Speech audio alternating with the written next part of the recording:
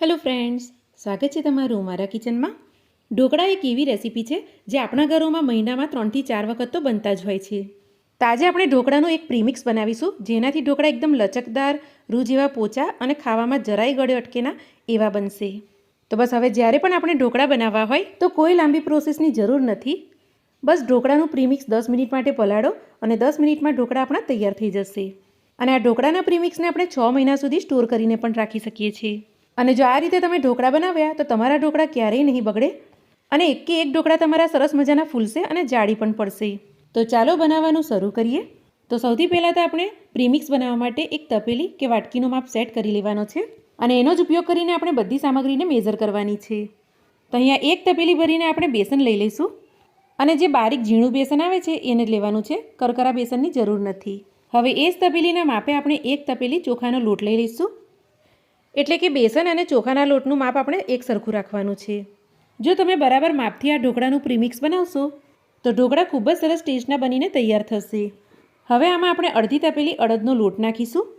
તો ઘરે જ અડદની દાળને તમે મિક્સીમાં ક્રશ કરીને પણ લઈ શકો છો, અથવા તો જે તૈયાર અડદનો લોટ મળે છે તે પણ તમે લઈ શકો છો। અને જો તમારે આમાં અડદનો લોટ ના નાખવો હોય તો તમે આને સ્કીપ પણ કરી શકો છો, પણ થોડો અડદનો લોટ નાખવાથી ઢોકળામાં ટેસ્ટ ખૂબ જ સરસ આવે છે। અને અડદનો લોટ જો તમે ના લેતા હોય તો આની જગ્યાએ તમારે ફરીથી અડધી તપેલી બેસન આમાં નાખી દેવાનું છે, એટલે ટોટલ 1.5 તપેલી ભરીને બેસન થશે। હવે એ જ તપેલીના માપે આપણે 1 તપેલી ભરીને આમાં સૂજી અથવા તો રવો નાખીશું અને આનાથી ઢોકળા સરસ પોચા અને જાળીદાર બનશે। હવે આ બધી સામગ્રીને આપણે સારી રીતે મિક્સ કરી લઈશું। તો હું મારા ઘરમાં આ રીતે ઢોકળાનું પ્રીમિક્સ વધારે જ બનાવીને રાખું છું કે જેથી જ્યારે પણ ગરમા ગરમ ઢોકળા ખાવા હોય અથવા તો બાળકોને લંચ બોક્સમાં ઢોકળા આપવા હોય તો ફટાફટથી આમાંથી ઢોકળા બનાવીને આપણે તૈયાર કરી શકીએ।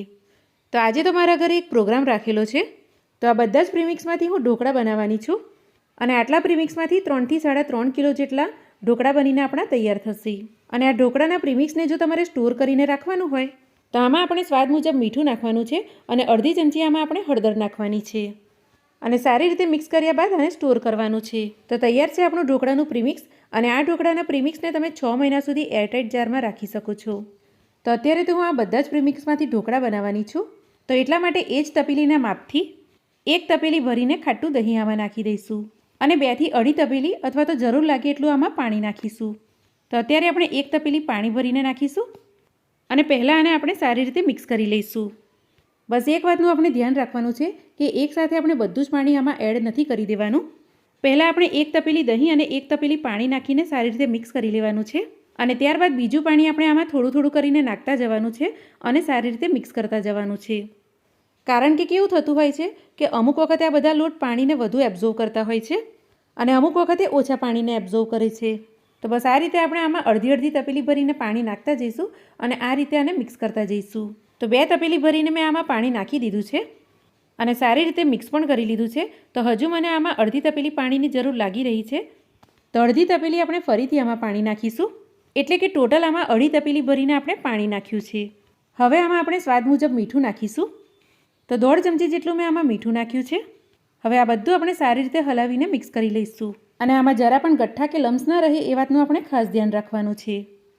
તો જો એકદમ સ્મૂથ બેટર બનીને આપણું તૈયાર થઈ ગયું છે અને આ રીતેની થોડી પોરિંગ કન્સિસ્ટન્સી આની રાખવાની છે। હવે આને ઢાંકીને આપણે 10 મિનિટનો રેસ્ટ આપી દઈએ, જેથી સૂજી આપણી સરસ ફૂલી જાય અને ઢોકળાનું પ્રીમિક્સ સરસ સેટ થઈ જાય। અને જો તમારી પાસે સમય હોય અને ઢોકળાને આથો લાવીને બનાવવા હોય તો 8 થી 10 કલાક તમે આને ઢાંકીને રાખશો તો સરસ આમાં આથો આવી જશે। પણ અત્યારે તો આપણે આને ઇન્સ્ટન્ટ જ બનાવીએ છીએ, એટલા માટે આને આપણે 10 મિનિટનો રેસ્ટ આપી દીધો છે અને ઢોકળાનું બેટર આપણું સરસ સેટ થઈ ગયું છે। તો હવે આમાં આપણે અડધી ચમચી હળદર નાખીશું અને 3 ચમચી ભરીને તીખા લીલા મરચાં અને આદુની પેસ્ટ નાખીશું અને આમાં મને થોડું મીઠું ઓછું લાગી રહ્યું હતું, તો એટલા માટે અડધી ચમચી જેટલું આમાં મીઠું નાખીશું અને 4 થી 5 ચમચી જેટલું આમાં આપણે તેલ નાખીશું। તો બેટરમાં આ રીતે તેલ નાખવાથી ઢોકળા આપણા સરસ પોચા બને છે અને ખાવાના ટાઈમે ગળે જરા પણ અટકતા પણ નથી।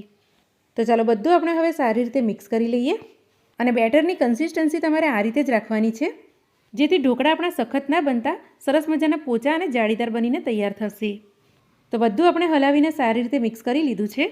તો હવે આમાંથી આપણે અઢી કપ જેટલું બેટર એક અલગ બાઉલમાં કાઢી લઈશું અને આટલા બેટરમાંથી 2 પ્લેટ ભરીને ઢોકળા બનશે અને બીજા બેટરને આપણે હમણાં એક સાઈડ પર રાખીશું અને આ બેટરમાં બેકિંગ સોડા નાખતા પહેલાં આપણે ઢોકળિયાની પ્લેટને પહેલેથી જ આ રીતે તેલથી ગ્રીસ કરી લેવાની છે અને ગેસ પર આપણે પાણી પણ ગરમ કરવા મૂકી જ દેવાનું છે અને પાણી આ રીતે ઉકળવા લાગે ત્યારબાદ જ આપણે બેટરમાં બેકિંગ સોડા અથવા ઈનો નાખવાનો છે. તો ચાલો અડધી ચમચી જેટલો આમાં આપણે ઈનો નાખી દઈશું અને ઈનોની જગ્યાએ જો બેકિંગ સોડા નાખવો હોય તો 1/4 ટીસ્પૂન જેટલો બેકિંગ સોડા નાખવો. હવે ઈનો નાખ્યા બાદ તરત જ આને આપણે હલાવી લઈશું. તો તમે જોશો કે થોડી જ વારમાં આપણું બેટર થોડું હલકું અને લાઇટ થઈ જશે અને આ રીતે બેટર સરસ ફૂલી જાય એટલે તરત જ આને આપણે તેલથી ગ્રીસ કરેલી પ્લેટમાં નાખી દઈશું. અને બહુ જાડા આપણે ઢોકળા નથી બનાવવાના એટલા માટે પ્લેટમાં થોડું ઓછું જ બેટર નાખીશું જેથી કરીને ઢોકળા આપણા સરસ પાતળા બનીને તૈયાર થાય. તો આટલા બેટરમાંથી 2 પ્લેટ આપણી અહીંયા ભરાઈ ગઈ છે. તો આની ઉપર આપણે થોડું લાલ મરચું છાંટી દઈશું અને તરત જ આપણે પ્લેટને સ્ટીમરમાં મૂકી દઈશું. તો જો આ રીતે પહેલેથી સ્ટીમરમાં પાણી ગરમ હશે તો આપણા ઢોકળા નીચેથી પણ સરસ જાળીદાર બનીને તૈયાર થાય છે. તો બંને પ્લેટ આપણે સ્ટીમરમાં મૂકી દીધી છે. તો હવે હાઈ ફ્લેમ પર જ આપણે ઢોકળાને 10 થી 12 મિનિટ માટે સ્ટીમ કરવાના છે અને એ દરમિયાન આપણે આને જરા પણ ખોલવાના પણ નથી. હવે 10 થી 12 મિનિટ પછી આને આપણે ખોલીને ચેક કરી લઈશું. તો ઢોકળા આપણા સરસ સ્ટીમ થઈ ગયા છે. તો હવે આપણે ઢોકળાની પ્લેટને કાઢી લઈશું અને ઢોકળા હલકા ઠંડા પડે ત્યારબાદ આ રીતે મીડિયમ પીસમાં આને આપણે કાપી લઈશું. તો જો હું તમને નજીકથી દેખાડું કે આપણા ઢોકળા કેટલા સરસ બનીને તૈયાર થયા છે અને ઢોકળાની નીચેની સાઈડ પણ કેટલી સરસ જાળી પડી છે અને આપણા ઢોકળા સરસ રૂ જેવા પોચા પણ બન્યા છે અને આપણા ઢોકળા જરા પણ હાર્ડ નથી બન્યા અને આ રીતે સરસ લચકદાર બન્યા છે. અને આવા ગરમ ગરમ ઢોકળામાં ઉપરથી સિંગ તેલ નાખીને આપણે જ્યારે ખાઈએ તો ખૂબ જ ટેસ્ટી લાગે. તો એકદમ સરસ જાળીદાર અને સોફ્ટ આપણા ઢોકળા બનીને તૈયાર થઈ ગયા છે. તો બસ આ જ રીતે હું બધા ઢોકળા બનાવીને તૈયાર કરી લઈશ. તો ઢોકળા મારે વધારે બનાવવાના હતા તો એટલા માટે મેં બીજા તપેલામાં કાઠું મૂકીને આ રીતે ઊંડી પ્લેટમાં ઢોકળાનું ખીરું નાખી આને પણ 10 મિનિટ માટે તપેલામાં સ્ટીમ કરી લીધા હતા અને આ જ રીતે મેં 3 કિલો જેટલા ઢોકળા બનાવીને તૈયાર કરી લીધા હતા. તો બસ જ્યારે આ રીતે ઢોકળા બનાવીએ ત્યારે એક જ વાતનું આપણે ધ્યાન રાખવાનું છે કે ઢોકળાના બધા બેટરમાં એક સાથે આપણે બેકિંગ સોડા કે ઈનો નથી નાખવાનો. જેટલી પ્લેટ આપણે ઢોકળાની ઉતારવાની હોય એટલા જ બેટરમાં આપણે ઈનો કે સોડા નાખતા જવાનું છે અને ઢોકળા સ્ટીમ કરતા જવાનું છે. તો આ જ રીતે મેં બધા જ પલાળેલા પ્રીમિક્સમાંથી ઢોકળા બનાવી લીધા છે. તો આ ગરમા ગરમ ઢોકળાની ઉપર કાચું સિંગતેલ નાખીને ખાશો તો પણ આ ખૂબ જ સારા લાગશે. પણ આને આપણે વઘાર નાખીને તૈયાર કરીશું. તો એટલા માટે એક પેનમાં આપણે 1 વાટકી જેટલું સિંગતેલ લઈ લઈશું અને તેલ ગરમ થાય એટલે આમાં 3 ચમચી જેટલી આપણે ઝીણી રાઈને નાખી દઈશું. તો ઢોકળા મારા વધારે છે એટલા માટે રાઈ પણ હું આ રીતે વધારે જ નાખી રહી છું. અને રાઈ આ રીતે સરસ ફૂટી જાય ત્યારબાદ આમાં આપણે લીલા મરચાંને આ રીતે ગોલ કાપીને નાખીશું અને વઘારમાં આપણે મોડા મરચાં નાખવાના છે અને સાથે મેં થોડા તીખા લીલા મરચાં પણ નાખ્યા છે જેથી વઘારમાં સરસ તીખાશ આવી જશે. હવે મરચાં નાખ્યા પછી આને આપણે વધારે સાંતળવાના નથી. બસ અડધી જ મિનિટ મરચાં સાંતળાય એટલે આપણે તરત જ ગેસ બંધ કરી દઈશું અને ગરમા ગરમ વઘારને આપણે ઢોકળા પર નાખી દઈશું અને વઘારને આપણે ઢોકળામાં સારી રીતે મિક્સ કરી લઈશું. તો જુઓ તમે જોઈ શકો છો કે કેટલા સરસ ઢોકળા આપણા બનીને તૈયાર થયા છે. અને જો તમે પણ આ રીતે પ્રીમિક્સ બનાવીને ઢોકળા બનાવશો ને તો તમારા ઢોકળા પણ આ રીતે સરસ રૂ જેવા પોચા લચકદાર અને જાળીદાર બનશે. તો જો તમારે પણ ઢોકળા બનાવવા હોય અને દાળ ચોખા પલાળો પીસો અને આથો લાવવા માટે કલાકો સુધી મૂકી રાખો એ બધી માથાકૂટ ના કરવી હોય તો આ રીતે તમે એકવાર ઢોકળા બનાવીને જરૂરથી જોજો. કારણ કે એક વખત જો પ્રીમિક્સ બનાવીને મૂકી દેશો તો જ્યારે પણ ઢોકળા બનાવવા હોય તો એકદમ ઇન્સ્ટન્ટ આને તમે બનાવી શકશો અને ખરેખર આ ઢોકળા બનાવવાના તમને સહેલા પણ બહુ લાગશે.